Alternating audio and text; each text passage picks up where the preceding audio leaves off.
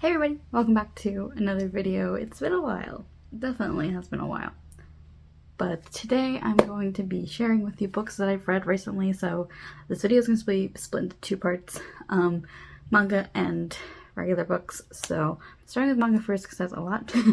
Not going to be in any particular order either because I just kind of grabbed them off my shelf in the way that I have, had pulled them off the shelf, I guess. Okay, so I'm going to start off with the series first that I am continuing because there's a stack. And this is all since January, by the way. I know I probably update on my TikTok, which is same as here, but I missed the channel a little bit, so I wanted to kind of give you a little grain of salt as to what I've been reading recently. It's a lot been manga, but I've been really enjoying some stories lately, so I'm gonna share those too. So the first series that I decided to continue with, and they're not in order because of typical Libby fashion, they're not in order. Those Not So Sweet Boys. So I have 3, 4, 5, and 6. So I am all caught up besides the latest volume that just came out like within the last couple of weeks. I've been on vacation and also injured, so I haven't been able to stop by my local store that I work at and get it. But 3, 4, 5, 6 are the continuations of the series. I did read up to volume 2 the last time I saw you guys, so yeah, I'm actually really enjoying this series. There is a love interest that I kind of want our main character to get with. Sort of, his character kind of reminds me of Draco Malfoy in a way. Like, he's just like that mean guy, but like, he cares about her sort of secretly. It's cute. I like it. But if you guys don't remember what this was about, it's about this girl who, her family is not well off. They are pretty poor, and because her dad left them with a bunch of debt, and so basically she goes to school and she's caught in an after-school job which she's not supposed to have, and basically the principal tasks her with bringing the 3 boys back to school because they've been skipping, and their friendship. So I like it. It's cute. I'm more of a shoujo girl myself, so it's right up my alley, I suppose. Next we have Demon Slayer 9, 10, 11. I am slowly on my way to collecting this series. I think I have up to volume 14. I have not read 12, 13, 14 yet. I just have to be in the mood because I'm not in the mood at the moment. I've been trying to catch up on all the books that I'm currently reading, so, but, I feel like if you don't know Demon Slayer, you can kind of Google it or like go back to my previous videos about it because Demon Slayer is so good.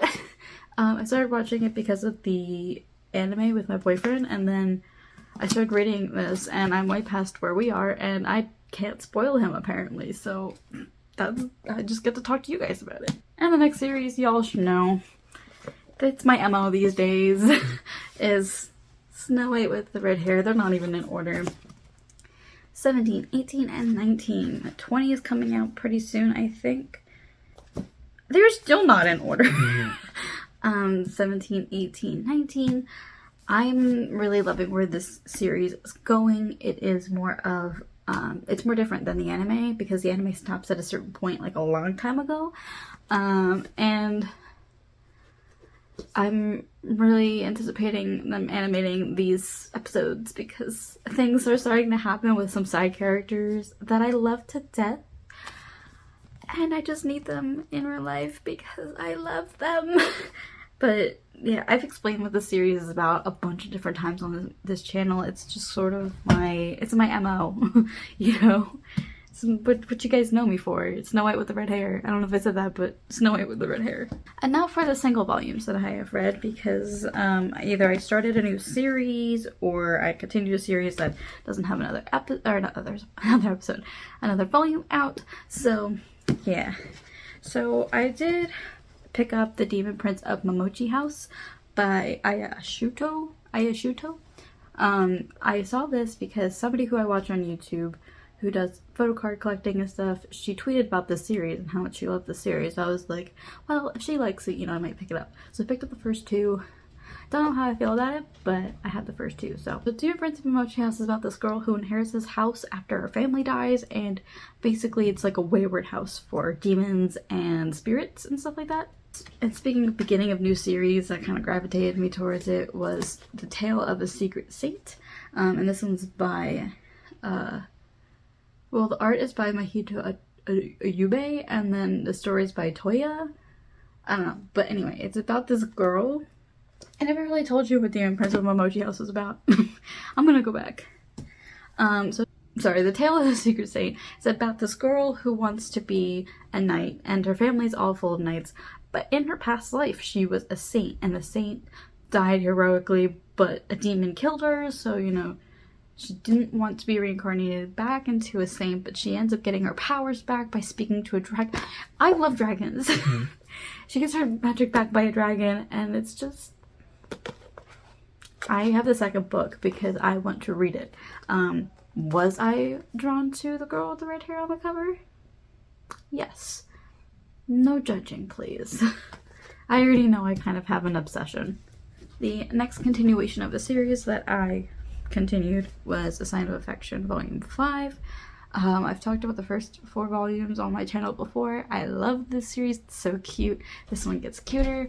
And then this one, I'm counting it as a manga, but it's really like a light novel. And you guys know I've been reading the light novels for this, but Sword Art Online Volume 8, Early and Late. This is like short stories in between like the Aincrad and Alfheim stories, in between those stories, and then in between the new arc that's coming. I think this was just like a wayward point, so it just kind of showed side stories of these characters. I liked it, though it just it was long, and I'm continuing. Again, this was on my middle of reading list. I literally was reading this book for like months, and then I finally finished it the other day because I was like, I had to. Like, there's no way I couldn't. Okay, now that we are off of the manga, which feels like it's been a lot of manga, but also like there's not as many as I thought there would be. Okay, on to books, actual books that I've read, or like novels that I've read. So I'm gonna start with a book that, oh, I missed a park. Whatever. So I'm gonna start with a book that I didn't like as much. I think I gave it like 3 stars. It was like not, I didn't want to finish it. I just generously give it 3 stars. And that is I Kissed a Girl by Janet Alexander. I don't know if I talked about this book. I feel like I might have, or attempted to. It's a lesbian romance on a film set sort of thing. I didn't like the story, not the lesbians. Okay, so I'm putting that out there. Oh my god, all the books are gonna fall on me. The relationship was cute, but it just, I didn't quite get all of it, and it felt like it bored me sometimes. So that's why I gave it 3 stars on Goodreads. I just didn't feel like it. Alright, so I'm going to talk about that series next that I absolutely will binge for the rest of my life if she continues putting books in this series. So I feel like I might have talked about it a little bit, but I have been on a little bit of a book talk romance kick a little bit. I know a lot of people have been recently, but first it started with Hooked by Emily McIntyre. I gotta explain it first. So this series, it is a series, but they're not related to each other. They are standalones, but it's a series. You know what I mean? It's like a standalone series. But basically each book follows a villain. Whether Disney or non-Disney or, you know, any villain in the world, basically. So this one, as you could probably guess, is Captain Hook. This is a modern mafia, drug lord, romance sort of thing. Let me tell you, this is my favorite in the series. Like, number 1 in the series is my favorite in the series. It follows Wendy, who is the daughter of Peter Pan. And Peter Pan is this, like, rich tycoon sort of guy, and he is involved with some shady shit with Tinkerbell. And so Wendy meets Captain Hook, or James.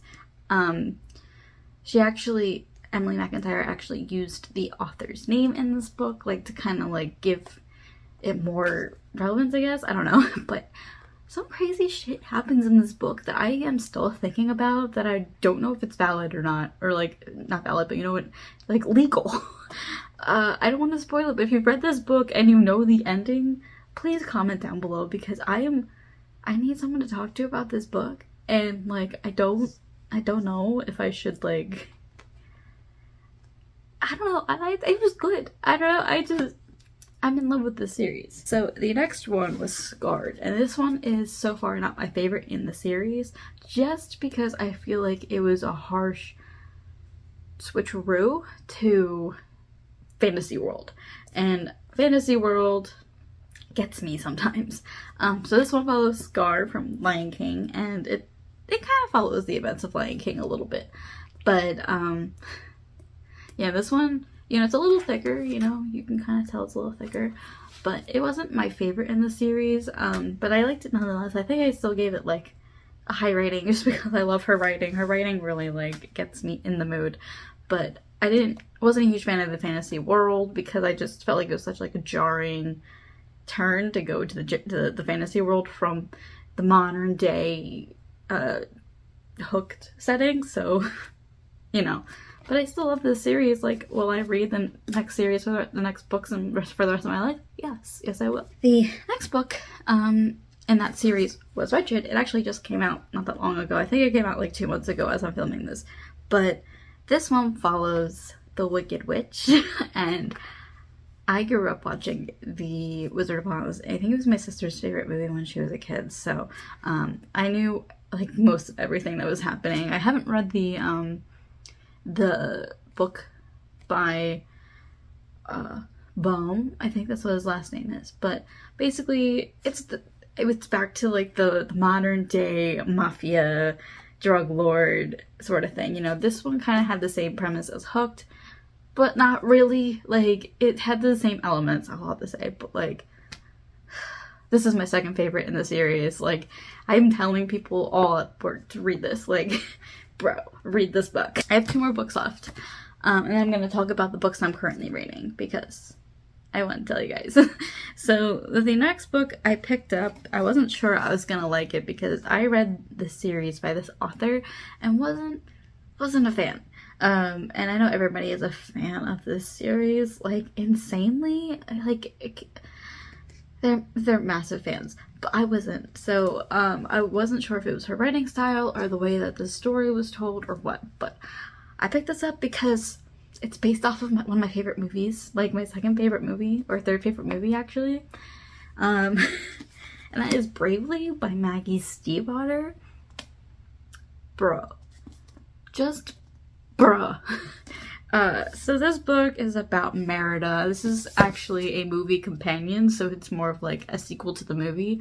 But it happens many years later after the events of Brave, and so Merida, it happens on like a Christmas night, and Merida hears this knock at this on the door, and nobody's there, and then she sees this guy in the woods.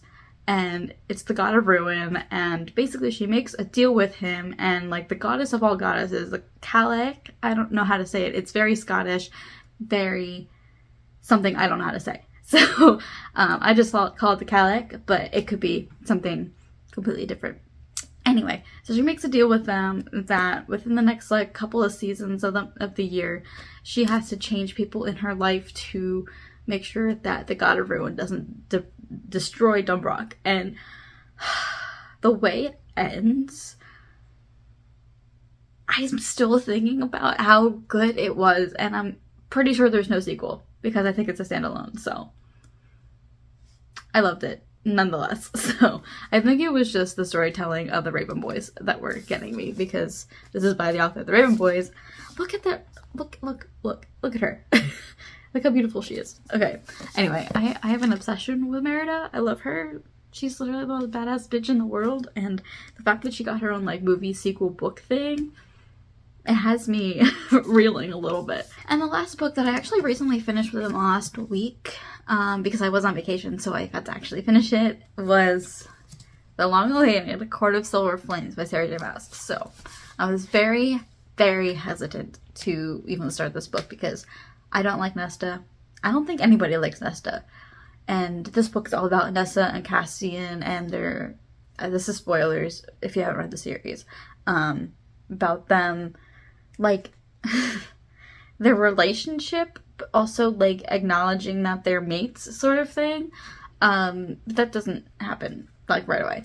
But it's basically about Nessa's journey into healing herself from what she went through with the cauldron, but also it's, like, the subplot of, like, Reese and Farah and the inner circle, like, defeating this bad guy and also certain things happening, which made me cry.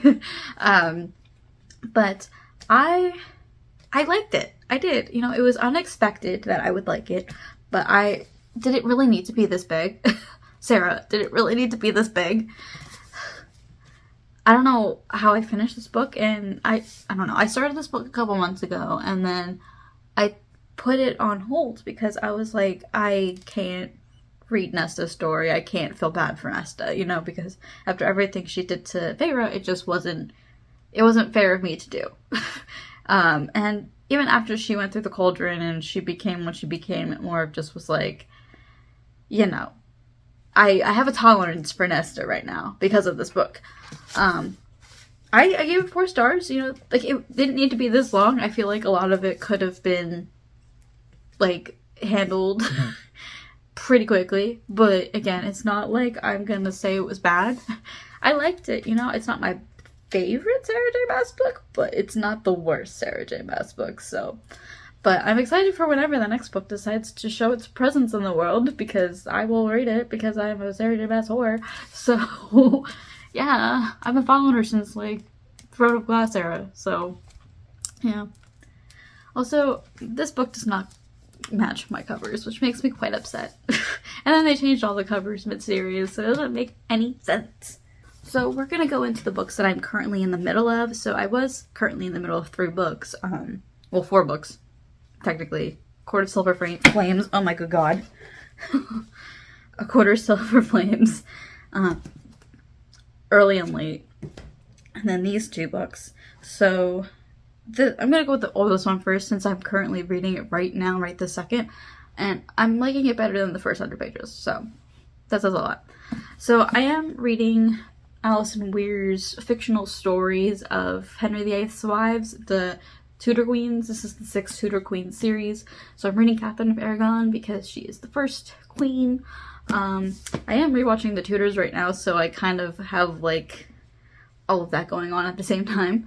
But my friend also loves, like, I took a class on medieval England and learned about Henry VIII and his wives, and that stuff really was cool to me, so that's why I picked it up. And, like, the first 100 pages or so, first 200 pages were kind of boring, and then once her and Henry got married, and once she started, you know, not having the pregnancies, really is, like, getting me, you know, and, like, it's really making me see how much of a dick Henry VIII could have actually been.